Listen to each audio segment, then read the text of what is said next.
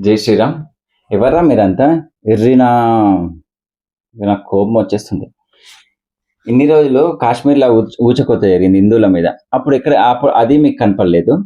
కేరళలో క్రిస్టియన్ మిషనరీలు, ముస్లింలు జరిపే అరాచకాలు మీకు కనపడవు. ఆ! ఇక్కడ జార్ఖండ్‌లో గిరిజన తెగల పైన మత మార్పిడులు జరిపారు. అప్పుడు మీకు కనపడవు. సరే, నిన్న మొన్న అయితే మీరు చూసిర్రు బంగ్లాదేశ్, పాకిస్తాన్‌ల ఎంత ఘోరమైన మారణకాండ. అది మీకు కనపడదు.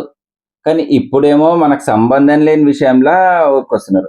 మొన్న ఇది ఇజ్రాయిల్, ఇజ్రాయిల్ పాలస్తీనా మీద దాడి చేసిందని చెప్పేసి మీరు ఏదో మీ అన్ననో మీ తమ్ముడో చనిపోయినట్టు ప్లకార్డ్స్ పట్టుకొని బాగా తిరిగిర్రు.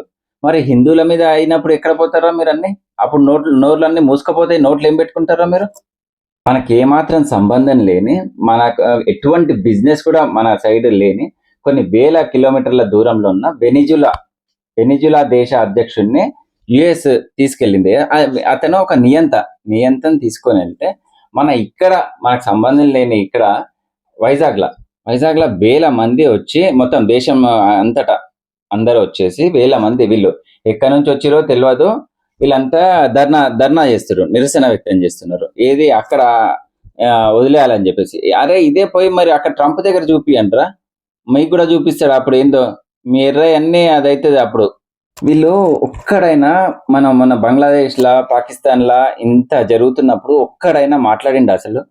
ఒక్కడు కూడా నోరు తెరవరు. ఈ సో కాల్డ్ మేధావులు అంటారు వీళ్ళని ఏమంటారు నాకైతే అర్థం కాదు. సూడో సెక్యులర్ గాళ్ళు ఒక్కడు కూడా మాట్లాడరు అప్పుడు. ఇప్పుడు మాత్రం అక్కడెక్కడో పాలస్తీనాలా అయిందని చెప్పేసి, వెనిజులాలా అయిందని చెప్పేసి మాత్రం ఇప్పుడు వస్తారు. మరి అంటే ఇది మొత్తం వీళ్ళంతా పెయిడ్ ఫండింగ్, ఇదంతా ఫండింగ్ జరుగుతుంది కాబట్టి వీళ్ళు డబ్బులు తీసుకొని వీళ్ళకు ట్రైన్ టికెట్స్, ఫ్లైట్ టికెట్స్ కూడా వాళ్ళే బుక్ చేస్తారు.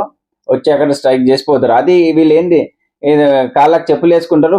కాకపోతే మాత్రం పెద్ద పెద్ద కార్లలో దిగుతారు, దీంట్లో ఫ్లైట్లలో వస్తారు, 5 స్టార్ హోటల్లో స్టే చేస్తారు. మళ్ళీ చూస్తే మాత్రం ఏం లేనిలాగా బయటకు చూపిస్తుంటారు. వీళ్ళ పిల్లలేమో ఆక్స్ఫర్డ్‌లా, కేంబ్రిడ్జ్‌లా చదువుకోవాలి.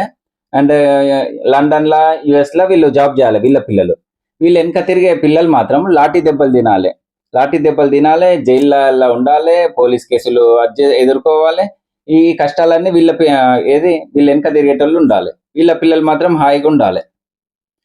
వీళ్ళ దగ్గర అదే ఒక సిద్ధాంతం అన్నట్టు, పాలసీ. మా పిల్లలు మాత్రం మంచిగా ఉండాలి, వేరే పిల్లలు మా వెనక తిరిగి చెడగొట్టాలి. వీళ్ళ కాన్సెప్టే అది. మీరేమో మొద్దుగాళ్ళు, వాళ్ళని తెలియకుండా మీరు అట్లనే నమ్ముతున్నారు. ఇంతకుముందు ఈ ఎర్రదండ అంటే కొంచెం రెస్పెక్ట్ ఉంటుండే. ఈ మధ్య ఏమైందో వీళ్ళ పంతా మార్చుకున్నారు, వీళ్ళ రూట్ మార్చుకున్నారు మొత్తం. ఎట్లా అంటే దేశంలో ఏది మంచి అవుతుందో దానికి యాంటీగా వెళ్తున్నారు. అది గవర్నమెంట్ ఎంత మంచి పని చేయని దానికి యాంటీగా వెళ్ళడం వీళ్ళు అదన్నట్టు. అంటే ఇది ఏం లేదు, జస్ట్ గవర్నమెంట్‌నే వీళ్ళు డిఫేమ్ చేయడానికి ఫండింగ్ ఇస్తారు కదా! వీళ్ళందరూ ఎవరిస్తారని నేను చెప్పా, అదంతా మీకు తెలుసు. సో, ఆ ఫండింగ్ కోసం వీళ్ళు ఇదంతా చూపిస్తారు అన్నట్టు, మనకు బయట మీడియాకు చూపిస్తారు. ఇదంతా ఏముండదు అక్కడ యాక్చువల్‌గా. వీళ్ళు ఇంతకుముందు పాపం ప్రజా సమస్యల పైన పోరాడుతుండే. ఈ ఎర్రదండ అంతా కూడా ప్రజా సమస్యల పైన పోరాడుతుండే. సరే, పాపం అనిపిస్తుండే వీళ్ళని ఇంతకుముందు చూస్తుంటే, కొంచెం రెస్పెక్ట్ అనిపిస్తుండే. ఇప్పుడు అది లేదు. యాక్చువల్‌గా వీళ్ళకు ఉన్న ఒక కేర్ ఇప్పుడు పశ్చిమ బెంగాల్ ఎప్పుడో పోయింది. ఇప్పుడు కేరళ ఒకటున్నది వీళ్ళకు.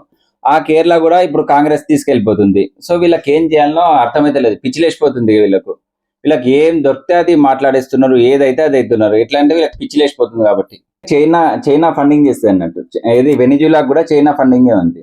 సో, అక్కడ ఏదైనా అయినప్పుడు చైనా వాళ్ళు ఇక్కడ వీళ్ళు ఫండింగ్ చేస్తారు కదా! మళ్ళా వాళ్ళు ఏం ఫీల్ అవుతారో అని చెప్పేసి వీళ్ళు ఇక్కడ స్ట్రైక్‌లు, ర్యాలీలు ఇక్కడ చేయడం అన్నమాట. ఇది ఎట్లంటే అమ్మ పాలు తాగి రొమ్ము గుద్దే రకం వీళ్ళంతా. వీళ్ళని దయచేసి మీరు ఇప్పటికైనా వీళ్ళని అర్థం చేసుకోండి. తప్పకుండా వీళ్ళని దేశం నుంచి తరిమి కొట్టేదాకా మన దేశం బాగుపడదు.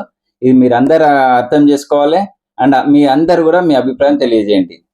జై శ్రీరామ్.